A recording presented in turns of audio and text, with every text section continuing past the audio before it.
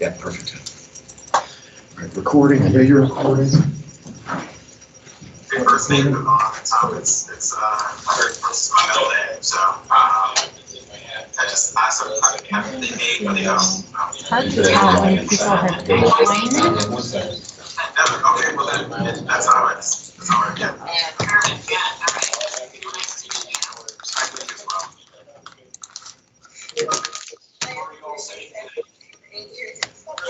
My basement. Yeah, I'm in the Rockets basement in Westerville, Ohio.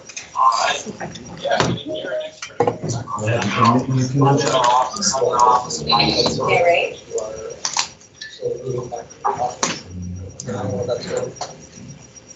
I'll probably put a little bit of serenity in the background there. Just Oh, no, that does. Okay.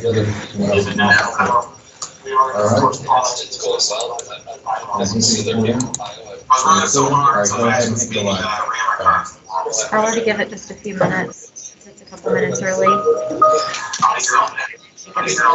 We're good with these. You're good over here? Recording? Whenever you're ready. But I would give it just a couple Go more. live? Have you went live? Right, Yeah. we're live, yeah. But I told her to wait a couple minutes. Since it's 11:13. Yeah. Yeah, okay, yeah, we went ahead and triggered on the others, it's up to you go. It depends on what content you have. The others already had their slides up. Pretty much. It's your 2-minute warning, Rebecca. Yeah, go ahead, perfect. Okay. On in 2. I have some links to post to the chat. Can I post them in here? Or We were in a test yesterday and everything went with flying colors, and so we had high hopes, but there have been a couple things, YouTube Her chat, decided my randomly chat, today not let Teams us chat. embed, even though- just and wherever the viewers can see them loaded. and click on it. It's on the I really app. wanted to work with On the them, app. really inputted. Oh, I Yeah. just added event games one by one, 100 of them. While doing the last one. Yeah, so that was easy. a lot of lessons learned. This is our first time using this app and first time doing this virtually, so just trying to best The the students here. really reliable. I had actually at one point in time set the app down against my wall and had it going on, on my Yep, I can see it. mobile phone, just listening, looking at the slides when I heard something because I couldn't do the app wasn't broken. Oh, that's good. Yeah, this product than was 1 an app minute. first and foremost, and so Okay. they releasing. So do you talk beforehand and then I go? I will thank the sponsors and introduce you, and I'll throw it to you. Okay. Full function and better control of things, but I'm glad to know that. At least for me, I'm like, Yeah.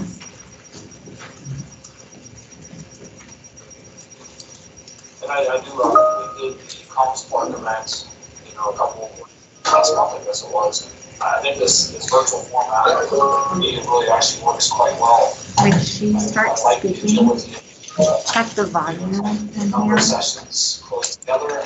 And I would turn it down as far as you can and still be able to hear what's going on if you needed to hear anything.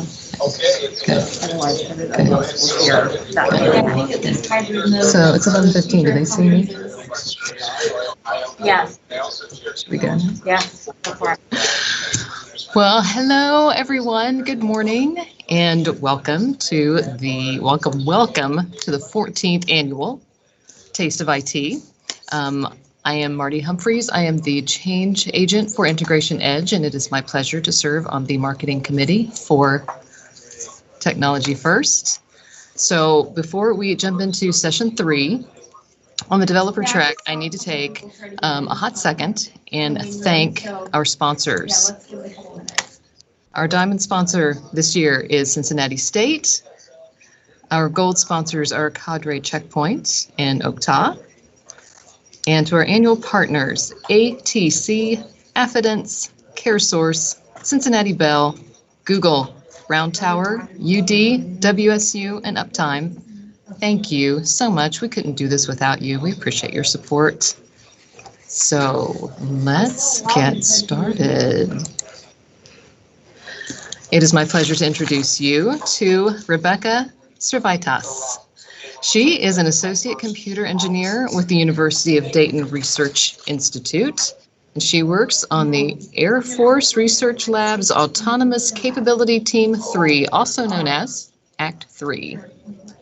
Rebecca has had experience building applications and microservices with technologies such as Python, Docker, Kubernetes, I believe is how it's pronounced, Helm, and the GitLab CICD pipeline. Rebecca received her formal education from the University of Dayton, where she received her Bachelor of Science in Computer Science and Master of Computer Science degrees. So please join me in welcoming Rebecca from the University of Dayton Research Institute as she discusses automate your workflow with the GitLab CI/CD pipeline. Over to you, Rebecca. Thank you very much. It's good to be here. Let me go ahead and present my screen. All right, so hopefully everyone can see that. All right, so let's go ahead and get started. Welcome to Automate Your Workflow with the GitLab CI/CD pipeline. I'll start by telling you a little bit about myself. Well, I guess you already heard that I'm an associate computer engineer at the University of Dayton Research Institute, and I work on Act 3. I've worked for both for almost 2 years. My favorite movie is Star Wars, and wait a second. Favorite movie is Star Wars, and I love The Mandalorian. So I even have personalized Star Wars plates for my car. So this is the first presentation I've ever done at a conference, so we'll see how it goes. So I'll give you an introduction and background on the CI/CD process and introduce you to the GitLab CI/CD pipeline and how to create one yourself, step by step, and how we develop it at Act 3. And I'll stop for questions every so often. So before we get started, I have some project files that I posted in the chat, and you can download those and take a look at them. We'll be using them in this project. I have a couple of slides here about UDRI and Act 3, but I'm going to skip over those for now. And if you want to read them later, you can go ahead and do that. So first, I want to talk about traditional software development and testing. Traditionally, software development and also the testing, it's performed by a person or a team. And in the old days, actually not that long ago, tests would have to be manually entered for each test case. And I mean, literally, like on your command line, you're entering in the GCC compile and run this, and it was tedious and a lot of manual labor. And then you have a lot of different environments, and you have to rely on that guy who sits in the corner who gets it to work on his computer, and it doesn't work on anyone else's. So we have to rely on him, and you just don't want to do that. So what is CI/CD? CI/CD is a way to automate the traditional software development and testing. It requires little or no human intervention to run, and there are 3 main approaches to this methodology, each of them to be applied according to what best suits your strategy. And I'll go through each of those one at a time. So continuous integration involves continuously building, testing, and deploying code changes at every small iteration, and that reduces the chance of developing new code based on bugged or failed previous versions. So imagine that you have a software development team of just 5 to 7 people, and they all have branches in the repository, and they all want to merge to master frequently, like at least once a day. So how long is it going to take in traditional software testing to see if that code works, if it matches the styles and standards, and that it doesn't break another component in the system? It would take forever. With continuous integration, developers can get feedback in minutes about the viability of their code. There are automated tests that check the developer's code and the system as a whole to see if there are any issues. And the tests all run in the same environment for every developer, so there's no, but it works on my computer. So if it doesn't run in the pipeline, then that code needs to be fixed. Continuous integration can provide rapid, accurate, reproducible testing. If your pipeline fails once, you can count that if you run it again without making any changes, it'll fail again. So you can reproduce those bugs over and over and over again. So it's nice because where you had a team of people performing all of these tasks, now you just have a set of files that do it all for you. Continuous delivery is a step after continuous integration. It will automatically compile or create your production product. Now at Act 3, that's usually a Docker container that runs a service, or it's a Python package. It does require a human to deploy it to the production environment. So the goal with continuous delivery is to make deployments, no matter the size or type of applications, predictable, routine affairs that can be performed on demand. So with the CI/CD pipeline, you can literally make a deployment whenever you want with just a few clicks of your mouse. Continuous deployment requires no human intervention, and that's the step after continuous delivery. Continuous deployment takes the product created in continuous delivery phase, and it automatically deploys it to your production environment. A welcome definition for continuous deployment would be consistently deploying code to production as features are completed and as soon as you met the release criteria for those features.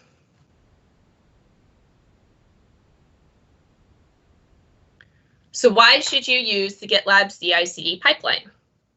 It's built into GitLab and allows you to apply all of the continuous methods to your project.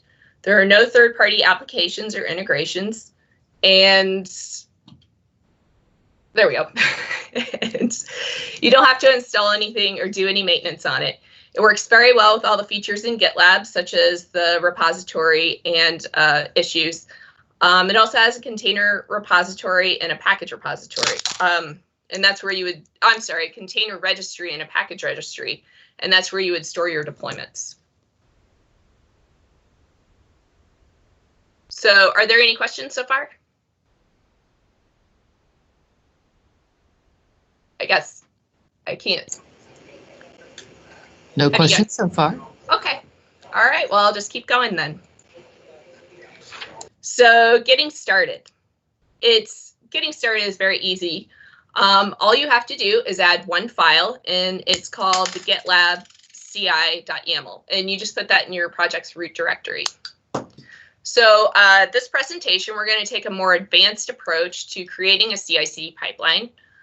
Typically, you would write all of your configurations in the GitLab CI YAML file in your project. We're going to create the configurations in another project called CI/CD pipeline and link it to the demo Python API project, which is those links that I gave you a little bit ago in the chat. So the rest of the presentation now is going to be demonstrating on how to create this file and get a basic CI/CD pipeline running.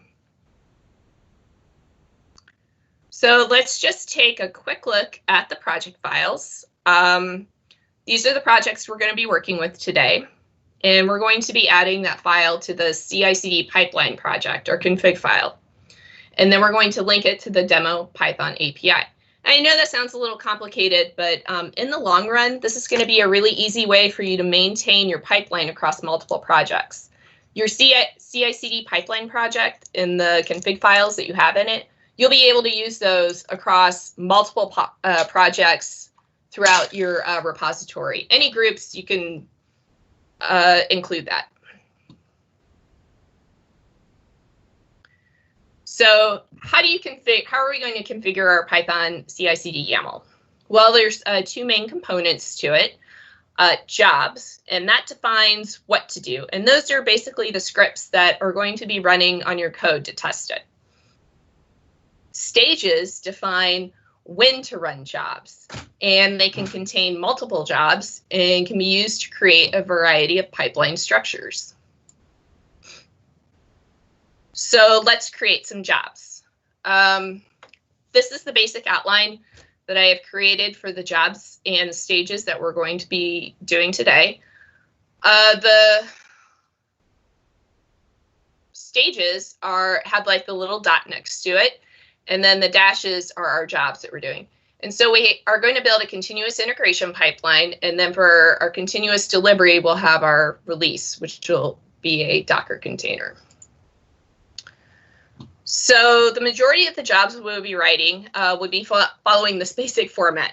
Now, don't freak out.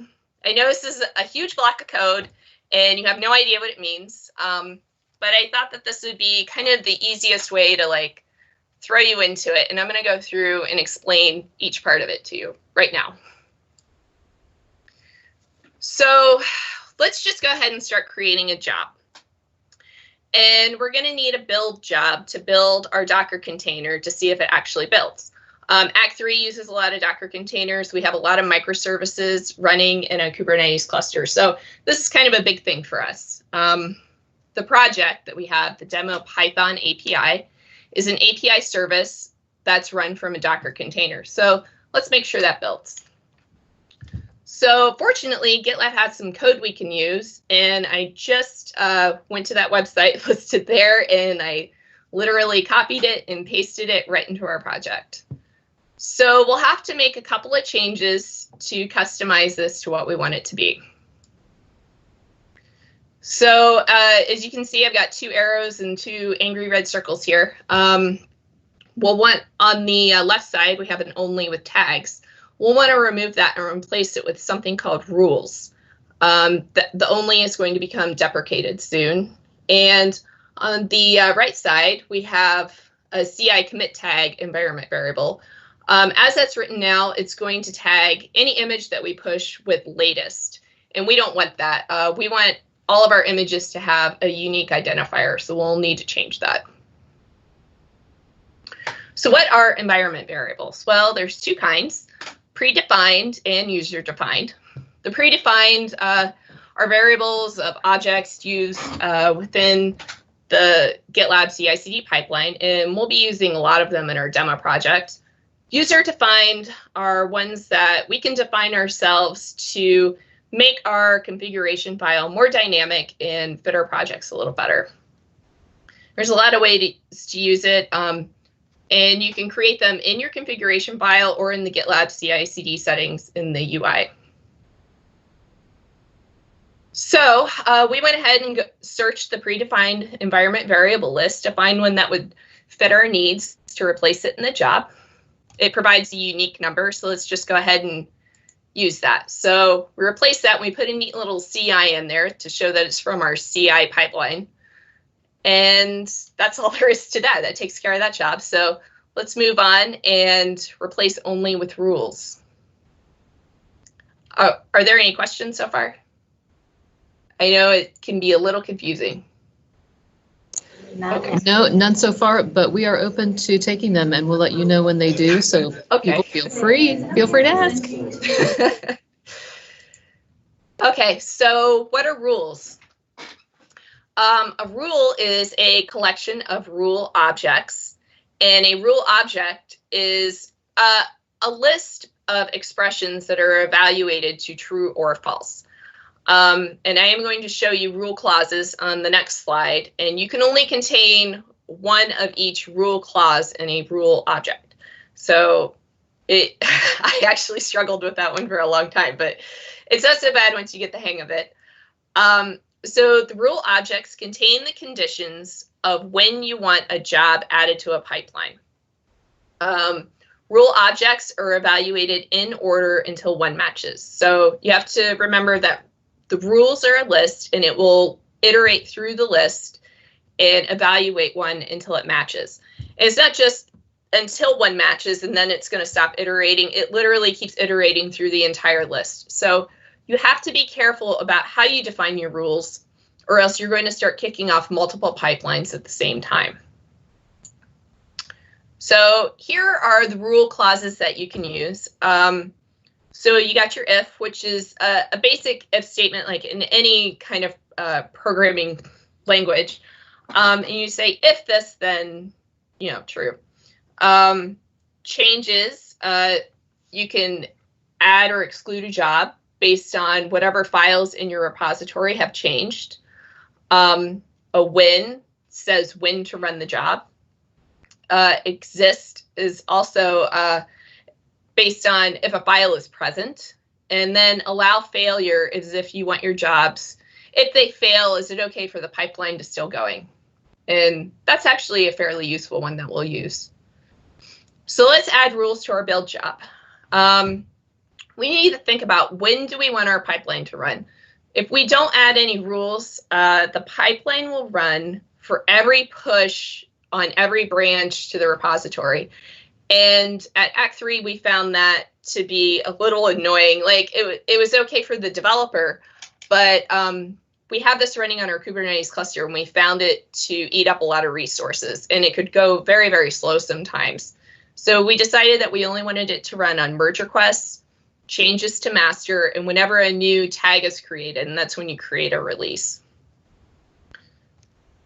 So what we want to do is look up environment variables again to see how we can describe these situations and then create a rule object that can be evaluated.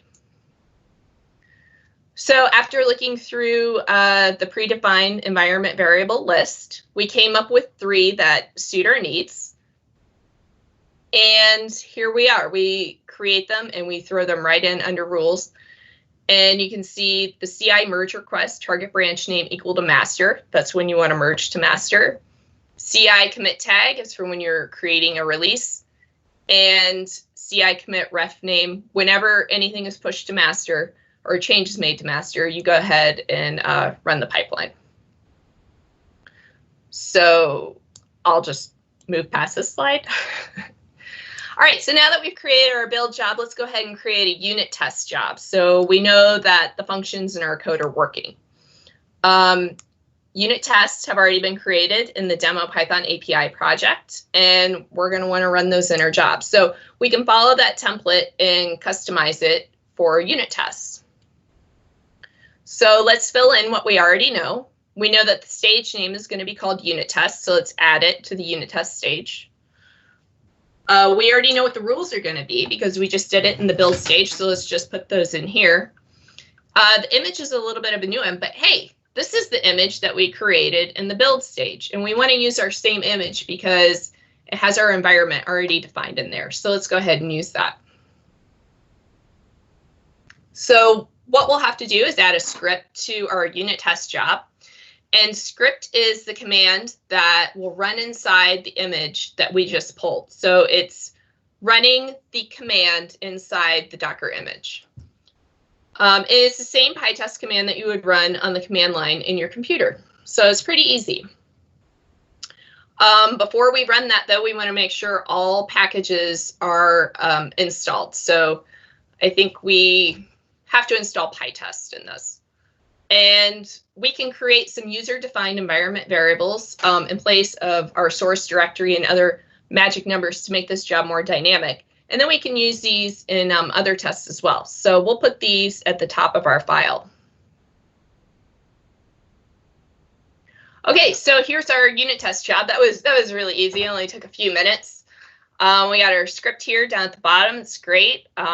Image is good. We've got our rules. Okay, so what's next? Oh, more questions. I think we're good.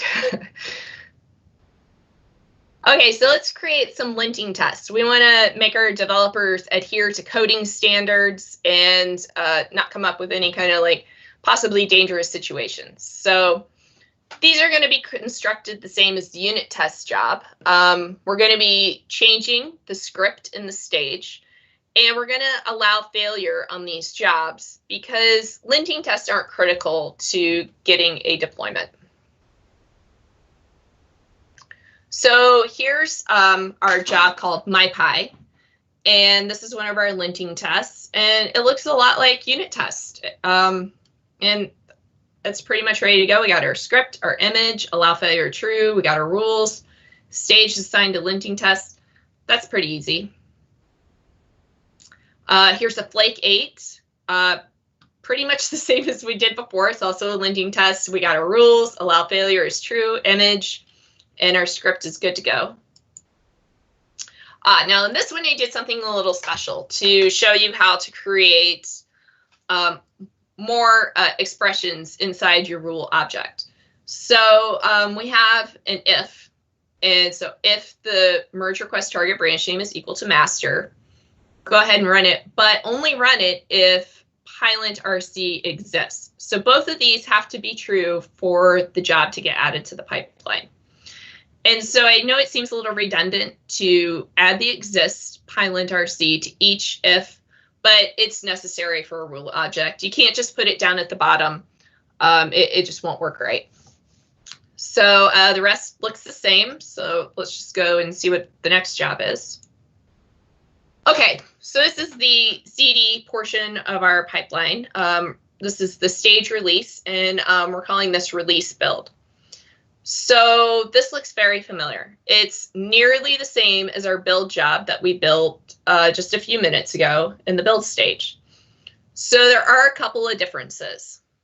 We've changed the image tag to be what the release tag name is. So you can see down here in the right corner, it's CI commit tag. And so when you assign a version number, that is what your tag is going to be. We've also changed the rules, so it's only going to run when a tag is created. So now that we have all of our jobs done, let's go ahead and define our stages and list them in the order that we want them to run. So we're just going to throw this in our config file under the user defined variables that's located at the top of the file. And so it's going to run the order build, linting test, unit test, and then release. Okay, questions? No. Okay, so let's review our stages and jobs that we created. For continuous integration, we have a build stage with a build job.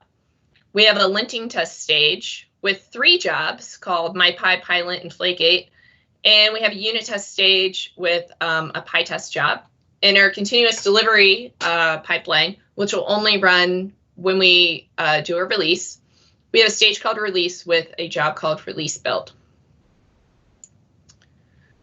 So now we've created all of these files in our CICD pipeline project, but how are we going to get them to run in our demo Python API? Well, this is how you do it. You go into your GitLab CI YAML in your demo Python API project, and you put this include statement in. And you can see we have a project, which is referring our CICD pipeline project. Ref, we have it referencing the master branch, and the file is python cicd.yaml. And so that should grab our configurations and apply them to our demo project. So here's how the the CI pipeline is running in the GitLab UI. Now this will run for merge requests, pushes to master, merge to master. And okay, so it ran and it passed. The exclamation points, that means that those tests failed or those jobs failed. But since they have allow failure set to true, we just get an exclamation point and the pipeline is allowed to continue to unit test. So to trigger the CICD pipeline by creating a release, you just go in and you create a new tag. And then it will run. And now we can see that our release stage and our release build job is now part of the pipeline. And when it finishes, and we get green check marks when it runs. And when it finishes, we will get an image added to our container registry. And then that's ready to send to your customer or ready to deploy. All right, so I want to show you how this works in real time. I created an error in our demo Python API so I could show you what a failed job looks like. And you can just click on that and you can go in and you can see what happened and where the error is. It gives you a whole printout here. So let's go into that file here. I'm just going to edit here in the browser and push to master, which is a huge no-no, but it'll be quick and it's okay for demo purposes, right?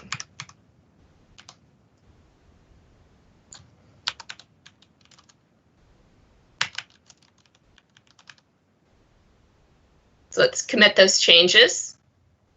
Okay, now since we committed to master, we should see another pipeline running. And there it is. That's how easy it is. In just a couple of minutes, not even a couple of minutes, we were able to make changes, push them, and now we have another pipeline running to check our code. And so this will take a couple of minutes, and the build stage is always the longest. But it's kind of fun when all those green check marks show up. So in the meantime, while that's running, I'll go ahead and tell you about some best practices. So when you create a release for a project, you can even do this in your CICD pipeline project. That will be like a stable build of your project, and you can use that for the ref in your GitLab CI YAML when you make the reference to that file. When you set it to master, you could cause your pipeline to break because there could be new tests that your project just isn't ready for. You can also set it to a branch if you want to test. So we have a demo project, and if you want to test new tests, test new jobs in your pipeline, you can also set that ref to a branch. So it's always a very good idea. GitLab has a YAML linter, and I highly recommend using this because I can't tell you how many times I've had a pipeline fail just because I had like a tab wrong. Linting tests are allowed to fail in the interest of time for developers, but before actually creating a release, I recommend that all stages and jobs of your pipeline should pass, like make them adhere to those standards. So let's see how our pipeline's doing. Oh, okay, great. So now the linting tests are running. This is very exciting. And so that'll probably only take a couple of minutes. And okay, so we got our exclamation points, and soon our unit test will run. There we go, and now it's running. So we should get our green check mark here, hopefully, in just a couple minutes, or a couple minutes.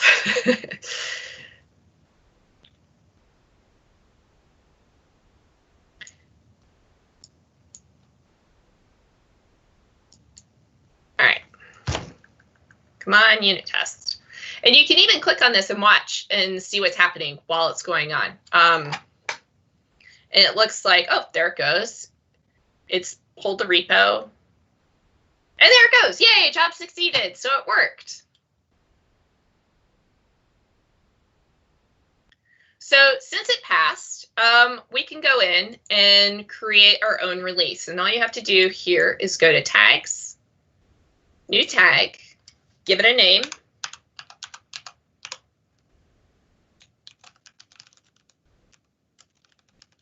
Another new release. And then you create the tag. Guess what? We have another pipeline running. And it just runs automatically, and it's checking it all for us. That's all we had to do to get it to create a new pipeline and go to the release build. Oh, and I can see that it's not running one of the tests because I was fooling around with it a little while ago with some environment variables, and that's why it's not there. But this will run, and we'll get our release build in a little bit. So some fun things that you can try out. User-defined environment variables can be used to switch jobs on and off. So we would sometimes run into issues where there were problems with the GitLab instance in running some of our images, and our tests would time out. We knew that everything worked, but we couldn't advance to the deployment stage because our tests kept failing. So we came up with a way to switch them off, but those are only for extreme cases. So you can have a lot of different GitLab CICD configuration files and combine them all into one file by using includes and then that relative file location.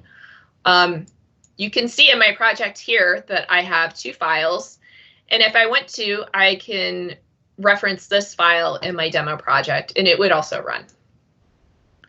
So I think that's about it while we wait for this to build. I would just like to reiterate that the CI/CD pipeline is very reliable. It's very easy, and it can really make a difference in getting your product to the customer in a quick and timely manner. Also, in a secure way, because you're checking for bugs all the time. So I guess that's it. Are there any questions? Yes. Oh, yay. Yes. First question, other than master, what kinds of branches do you recommend having in a busy team environment? Gosh, I have to say at Act 3, they recommend not having any other branches except for the one that you're working on. We used to work with a development branch and then end up pushing that to master, but it just didn't work out well, and our development branch somehow became our main branch. So I don't recommend it at all, actually, just the branch that the developer is working on. And then once that branch is merged to master, it should be deleted forever and never pushed to again. So. All right, and here's another one. Okay. Have you used other CI/CD tool sets like Azure DevOps? If you have, what do you like more about GitLab over other tools? I have not used other CI/CD tools, but my coworkers have, and I know that they like this one a lot. And I think it's because it includes everything. Like our package and container registry really helps a lot with deployment. So we have continuous deployment, and we rely on GitLab for everything. So I think that's why we chose it. But I can't really speak to other ones. They might be okay, but so. If anybody else has any questions, now is the time to ask. Okay. While we have Rebecca.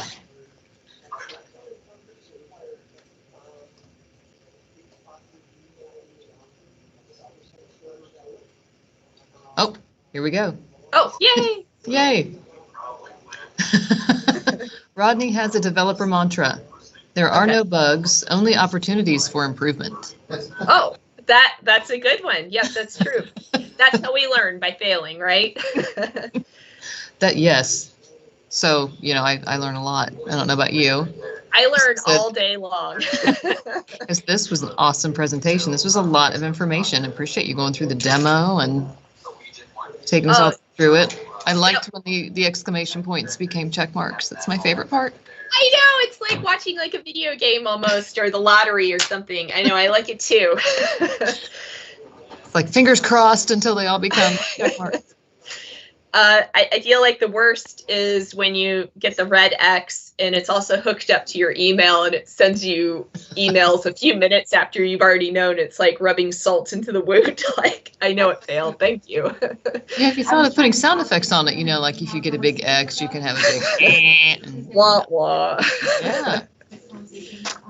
That would be fun.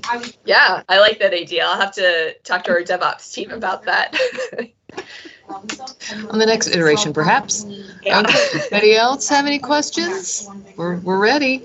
While we have her, now's the time. We can stay like this too. Okay, well, in that case, last call. Gary was last. Going once, going twice. Okay, well, Rebecca, thank you. That was a great presentation, a lot of information. Really appreciate you being here this morning. I would like to extend a special thanks while I'm thanking people to Sinclair Workforce Development for sponsoring this session. So remember to complete the survey, please. For each session, you'll find it in the link, My Agenda. It's the session descriptions, the same place you clicked to get to this session. And by participating in this survey, you will make your voice heard and are helping shape the future of Technology First events. So you have a hand in the future of Technology First events. You have power. Please wield it wisely. Thank you for taking the time to fill out the survey. And now it's time for a little break. Use this time to grab a snack, maybe some lunch, visit the exhibitions, explore the event platform. There are game codes you can earn by exploring the app. So go to the event game tab to learn more. The game code for attending this session is pipeline. I'll say it again in case you missed it. The game code for attending this session is pipeline. Thanks again, Rebecca. Thank you. It was great being See you here. guys soon. It's almost like we need 3.